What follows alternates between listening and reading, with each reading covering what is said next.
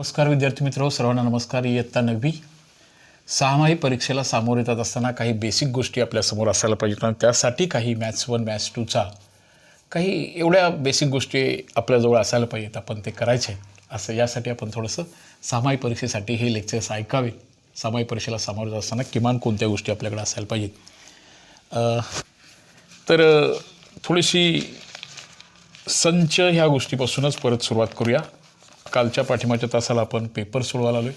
काही पेपर्स मी तुम्हाला पाठवलेत. त्या पेपर्समधला बेसिक भाग, कोणत्या क्षमता तुमच्यात विकसित व्हायला हव्या होत्या, असा जो भाग होता. संच ह्या बाबतीमध्ये नेमका अजून भाग समजला आहे का नाही बघा. संच म्हणजे काय, त्याला एक डेफिनेट स्वरूपाचा अर्थ असतो.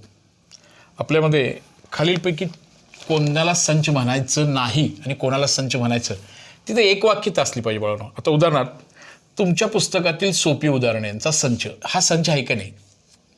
तुमच्या पुस्तकातील सोपी उदाहरणे. आता हा प्रश्न तुमच्या वर्गामध्ये विचारला तर काय होणार आहे बघा. काही मुलांना सोपं वाटणारं उदाहरण काहींना अवघड वाटते, काहींना अवघड वाटणारच काहींना सोपं वाटते. तिथं एक वाक्यता येणार नाही, विनाकारण असं भांडण सुरू होणार. न्यूटनचा गुरुत्वाकर्षणाचा नियम कसा जगमान्य आहे. उंचावरून सरलेला पदार्थ खालीच येतो, त्याला पृथ्वीचं ग्रॅव्हिटेशनल फोर्स अट्रॅक्शन करतं. इथं एक वाक्यता. आपल्याकडं सोलापूर जिल्ह्यामध्ये इकडं जाते, साताऱ्याला तिरकं जाते वगैरे नाही, ही एक वाक्यता होती.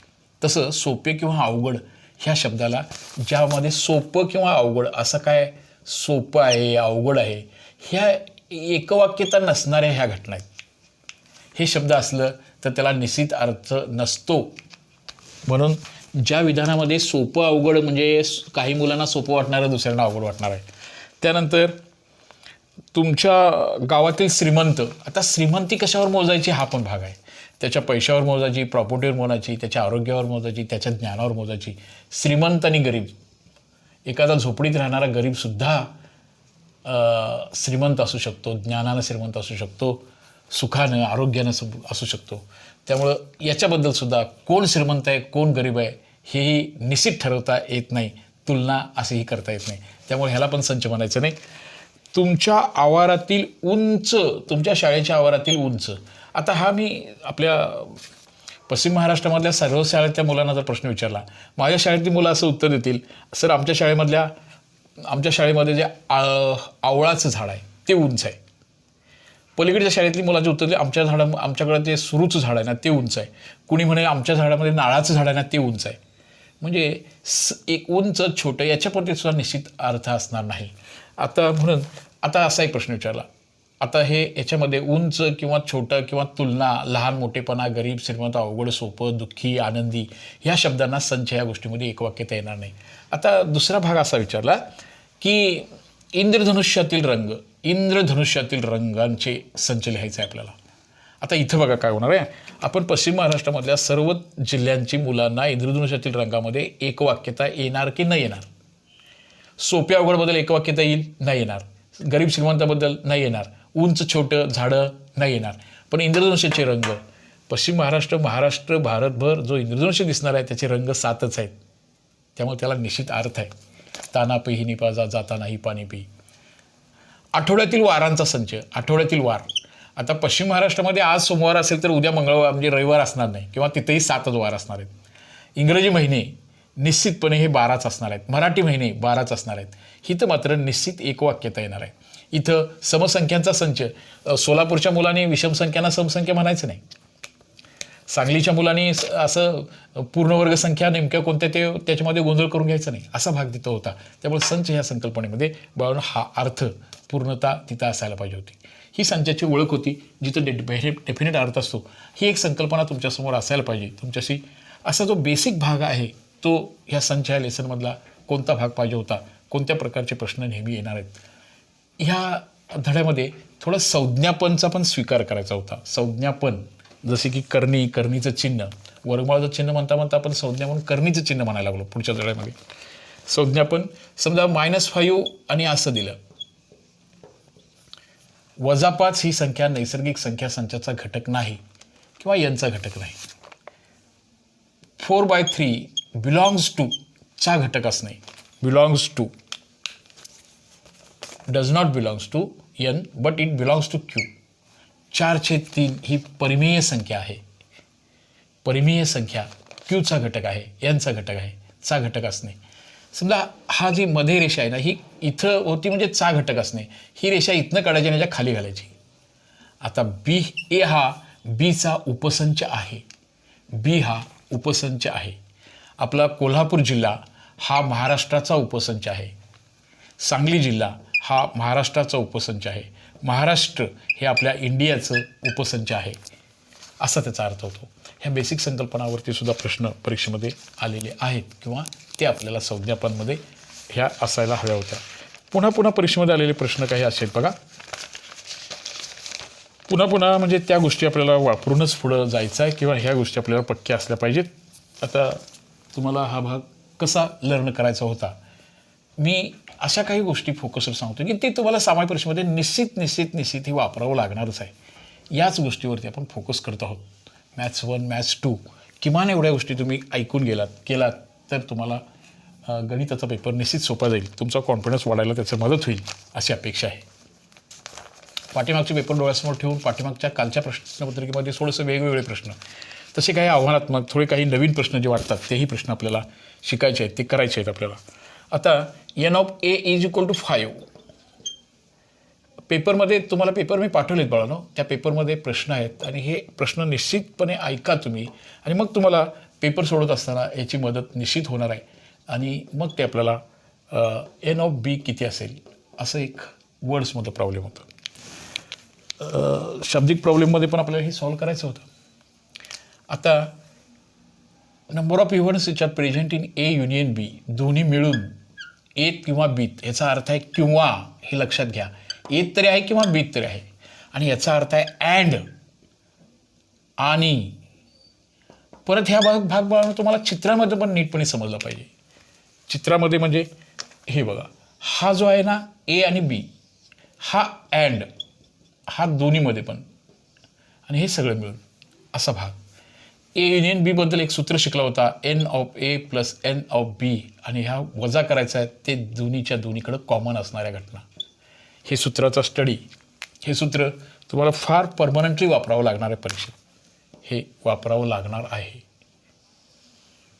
आणि मग आपल्याला ह्या शब्दांचा, ह्या सांकेतिक भाषेचा अर्थ, ए संयोग बी, ए किंवा बी, तो घटक ए मध्ये तर आहे किंवा बी मध्ये आहे, ह्याचा फार चांगला अर्थ आपल्याला शाब्दिक उदाहरणामध्ये वापरायचा असतो. असं वरवरचं तुम्ही हे जर नॉलेज घेतलं तर नाही क्लिअर होत ते. ए किंवा बी, ए किंवा बी. आता इथं आहे, याचं उत्तर त्यांनी 9 दिले, एन ऑफ ए 5 दिले, एन ऑफ बी आपल्याला काढायला सांगितले, आणि दोन्ही ते कॉमन आहेत ते 2 आहेत, म्हणजे ते एत पण आहेत आणि बीत पण आहेत. आता हे सॉल्व करून आपल्याला उत्तर सॉल्व करायचं आहे. हे आता पुढं सॉल्व करायचं आहे. 9 हे 5 वजा 2, 5तून 2 गेले, 3 राहिले. परत काय होणार सांगा, 9 - 3 is equal to x, that is equal to n of B is equal to 6. असं आपल्याला उत्तर पूर्ण करून घ्यावं लागेल. ह्याचा फार सुंदर अर्थ आपल्याला काढायचा आहे. आता कसा उत्तर काढायचा आहे बघूया. तर इथं हे संयोग, युनियन, ह्या दोन्हीचा अर्थ हा जर नीटपणे कळाला नाही तर तुम्हाला तुमची अडचण कुठे होणार आहे बघा, तर शाब्दिक उदाहरणामध्ये त्याची मोठी अडचण होणार आहे. हे म्हणजे काय,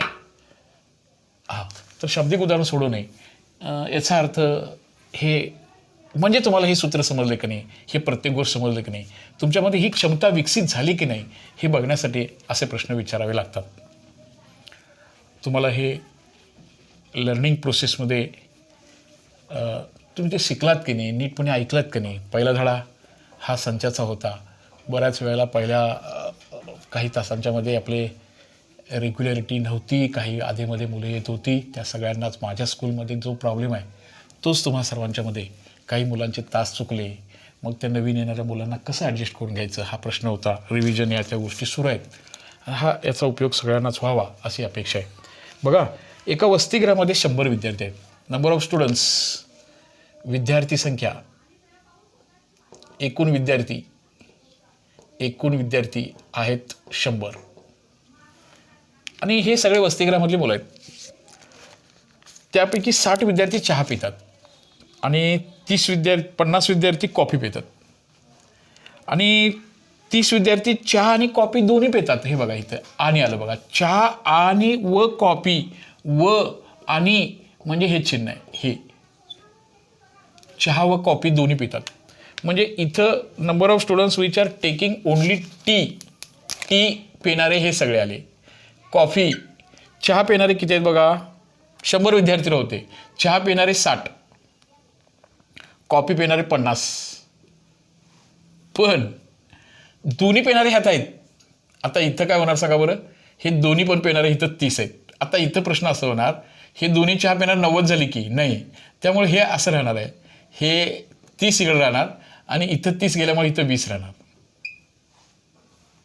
एवढं करून तिथं न पिणारे पण काही मुलं आहेत. आता चहा पिणारे 60 झाले बघा, कॉफी पिणारे 50 झाले बघा, आणि एकूण विद्यार्थी मात्र आहेत ते, एकूण विद्यार्थी किती आहेत सांगा आता, 100 आहेत. तर हे प्रॉब्लेम मग कसं सॉल्व्ह करायचं. चहाच्या गटामध्ये 60 जण आले, कॉफीच्या गटामध्ये 50 जण गेले आणि दोन्ही पण पिणारे असे होते. तर हे प्रॉब्लेम आपण कसं सॉल्व्ह करायचं आहे. हे युनियन हे 100 होतं, मग हे नेमकं मुलं असं असताना सुद्धा काही मुलं आपल्याकडे शिल्लक कशी राहिली. तर हे गणित असं रिप्रेझेंट करून घेऊया. नंबर ऑफ स्टुडंट्स 100 आहेत. Number of students which are taking tea n of, आता हे number of students which are taking tea they are 60. Number of students which are taking coffee they are 50. Number of students which are taking tea and coffee and दोन्ही पण पिते. ग्राउंडवरती चहाचं एक table आहे, कॉफीचं एक टेबल आहे, चहाला पण जाते, कॉफीला पण जाते, दोन्हीकडे पण जाते, अशी मुलं आहेत एकूण 30. एवढं करून सुद्धा 100पैकी काही बिचारी चहा किंवा कॉफी काही पित नाही, ती कट्ट्यावर बसून असतात. अशा मुलांची संख्या आपल्याला शोधायला सांगितलं. एकही न पिणाऱ्या मुलांची संख्या काढा. आता ही जी काय मगाचा जो प्रश्न होता तो असा होता, number of students which are taking tea or coffee, हे जर काढायचं असेल तर the number of T plus number of C minus number of students which are taking tea and coffee. आता इथं संख्या किती दिली बघा, चहा पिणारे 60, कॉफी पिणारे हातवर करा 50, कॉफी पण आवडते चला, आणि हे काय करतात, ह्यांना दोन्ही पण आवडते, असे किती आहेत बघा 30 झाले. किती बघा बरं, 110 वजा 30 किती राहिले सांगा आता, 80 मुलं काय करतात, चहा तर पितात नंतर कॉफी पितात. पण तरीसुद्धा चहाच्या टेबलकडे गेले 60 जण, कॉफीच्या टेबलकडे गेले 50 जण, पिता दोन्ही पण पिणारे 30 झाले. तरी पण काही मुलं कट्ट्यावरती बसून होती. ती मुलांची संख्या आपल्याला शोधायला सांगितली होती. अशी काही मुलं आहेत की जी चहा पण पित नाहीत आणि कॉफी पण पित नाहीत, अशी मुलं होती. चहा तरी पितात किंवा कॉफी तरी पितात, अशी 80 आहेत. पण आता ती जी बाहेर मुलं येणार ती 20 राहणार. ती चहात पण जात नाहीत आणि कॉफीत पण जात नाहीत. ती 80 झाली, ही 20, असं करून ते 100 झाला. चहा किंवा कॉफी दोन्हीपैकी एकही पेय न पिणाऱ्या मुलांची संख्या काढताना 100 वजा 80 असं करून ते उत्तर आपल्याला 20 क्रिएट करायचं होतं. असं तो प्रश्न सॉल्व्ह करायचा होता. लक्षात बाळानो, ह्या प्रकारचं एक शाब्दिक गणित आपल्याला निश्चित सॉल्व्ह करावं लागेल. ते गणित चाचणी परीक्षेमध्ये पण येऊन गेलं होतं. तुम्हा सर्वांना ते माहिती आहे, ते वापरायला पाहिजे. त्यासाठी डायरेक्ट परीक्षेमध्ये नाही सुटणार, तुम्हाला थोडंसं प्रॅक्टिस करायला पाहिजे, समजून घ्यायला पाहिजे. यासाठी हा भाग परत एकदा समजून घ्या. 9वीच्या प्रिय बाळांनो, आपण 8वीचाही सगळा अभ्यासक्रम सोडवला आहे, 10वीचाही सोडवत आहोत. तुम्ही 9वीत आहात, तुम्हाला बॅकचा म्हणजे 8वीमधले पण धडा कुठला कच्चा राहिला असेल तर बघता येईल. पुढं 10वीमध्ये नेमकं काय चाललं आहे ते बघता येईल. त्यासाठी गणित मैत्री चॅनलला सबस्क्राईब करा, पहिल्यापासूनचे लेक्चर्स बाळांनो अटेंड करा, आमचाही कॉन्फिडन्स वाढवा, आमचाही आनंद द्विगुणित करा. तुमच्या सबस्क्राईबवरतीच माझं मूल्यमापन असल्यामुळं तुम्ही पुन्हा एकदा हार्टली रिक्वेस्ट करतो आहे की गणित मैत्री चॅनलला सबस्क्राईब करायला विलंब लावू नका. काही मुलांना मॅथ्स सेकंडमध्ये जरा जास्ती घ्या असं चाललं आहे, तिकडे जाणार होतो आपण, पण हे जरासं महत्त्वाचा जो भाग आहे तेवढा आपण घेऊन मग पुढे जाऊया. असा प्रश्न आहे बघा, हे तर येणारच आहे परत. आणि ए संच आहे 1 2 3 4 5, हे 5 घटक एचे आहेत. बी संचामध्ये आहेत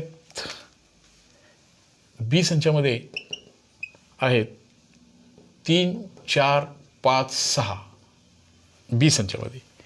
सी संचामध्ये आहे, सी संच आहे 2 4. आणि याच्यासाठी पण बाळांनो सोपं आहे निश्चित, पण प्रॅक्टिस मेड मॅन परफेक्ट. तुम्हाला त्याचा सराव करायला हवा आणि याच्यामध्ये आहे 1-5. तर काही प्रश्नांची उत्तरं आपल्याला तुम्ही द्या असं त्यांचा प्रश्न आहे. बघूया तर मग कसं काय काढायला सांगितलं आहे. ए संयोग बी हा संच लिहायचा आहे. ए आणि बी हे दोन्ही एकमेकांमध्ये ओतायचं आहे. आता काय होणार, 1 2 3 4 5 बी मध्ये आहेत 1 2 3 4 5 आणि 4 9 जण येणार, पण रिपिटेशन इज नॉट अलाउड. त्यामुळं पुन्हा काय होते बघा, ए मधले सगळे घटक आपण लिहून टाकूया.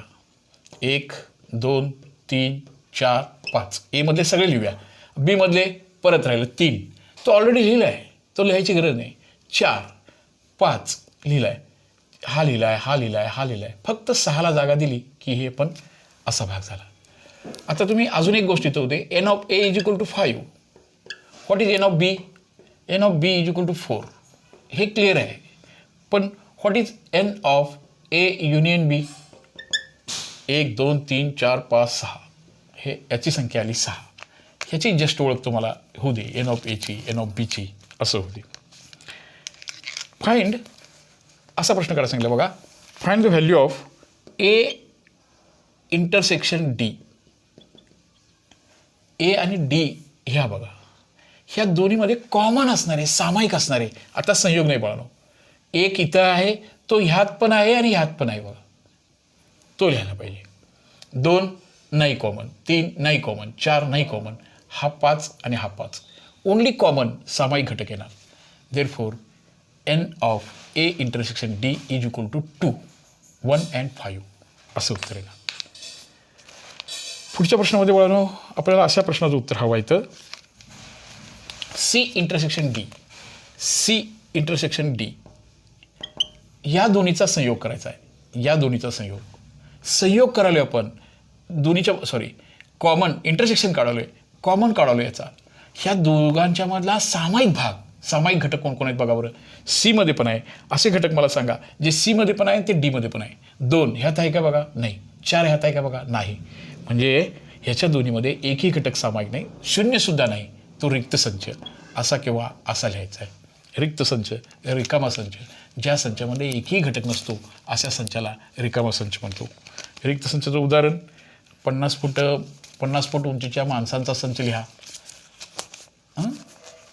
तर तो 50 फूट उंचीचा माणूस असं काही राक्षस पण असत नाही असं वाटतं, किंवा ती संकल्पना त्या आपल्या गणिताशी निगडीत नाही किंवा विज्ञानाशी संदर्भित नाही आहे. What is A union D?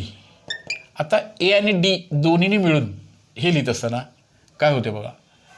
मी ए मध्ये सगळेजण लिहून टाकतो, 1 2 3 4 5.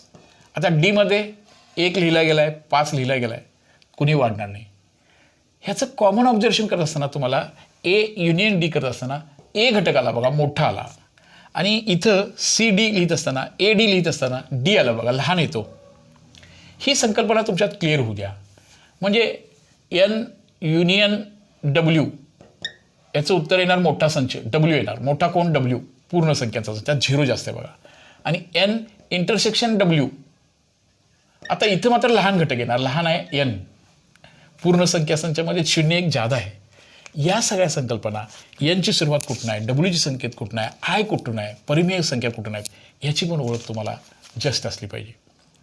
म्हणजे जो लहान संच आहे, तुमचा वर्ग आणि तुमची शाळा, तुमचा क्लास आणि तुमची शाळा ह्याचं संयोग संच लिहित असताना मोठा संच उत्तर येणार. संयोग संच लिहित असताना तुमची शाळा, तुमचा वर्ग आणि तुमचं शाळा ह्यांचा छेद संच लिहित असताना फक्त तुमचा वर्ग येणार, कॉमन. लक्षात आलं बघा. नववी आणि तुमचं स्कूल ह्याच्यातलं छेद संचामध्ये तुमचं स्कूल येणार. आणि नववी आणि तुमचं स्कूल ह्याचा जो संयोग आहे ती तुमचं स्कूल येणार आहे, मोठा संख्या येणार आहे. अशा रीतीनं ह्या बेसिक संकल्पना क्लिअर करत आपल्याला पुढे जायचं आहे. ह्या सगळ्या संकल्पनांना घेऊन आपल्याला किमान ह्या गोष्टी आपल्याकडे असायला पाहिजेत ह्या परिमेय संख्या अपरिमेय संख्येच्या बाबतीमध्ये. आणि मग आपल्याला हे उदाहरण किंवा ह्या प्रकारचे प्रश्न सोडवणं सोपं जाईल. तुम्हा सर्वांचा कॉन्फिडन्स वाढवण्यासाठी थोडीशी हेल्पलाईन म्हणून आपण या प्रकारचे प्रश्न बघतोय. अजून यासारखे काही प्रश्न जे तुम्हाला कॉन्फिडन्स वाढायला उपयोग पडतील, जेणेकरून ह्या गोष्टी तुम्ही पुन्हा समजल्या पाहिजेत अशी अपेक्षा आहे. तर ठीक आहे. आता मॅथ्स 1 2च्या आणखीन काही पेपर्स मला मिळाले तर तेही तुम्हाला पाठवतो आहे. मॅथ सेकंडमध्ये जरासं काही प्रमेयाचा भाग वगैरे आहे, तो परत एकदा रिवाईज करूया. मॅथ सेकंडला आपण जास्त एनर्जी खर्च करूया. त्यासाठी पुन्हा एकदा रिक्वेस्ट आहे, पहिल्यापासूनचे सगळे लेक्चर सामायिक परीक्षेच्या निमित्तानं सगळे बघाल. सगळे लेक्चर्स एकदा दोनदा तीनदा नजरेखालनं घालायला अशी अपेक्षा व्यक्त करतो. आणि तुम्हा सर्वांना पुन्हा एकदा हार्टली रिक्वेस्ट करतो की गणित मैत्री चॅनलला सबस्क्राईब करायला बाळांनो विलंब लावू नका. ओके बाळांनो, ठीक आहे. तर पुन्हा आपण पुढच्या काही तासाच्या वेळेला निश्चितपणे भेटूया पुढील नवीन संकल्पना घेऊन. ओके, तोपर्यंत धन्यवाद.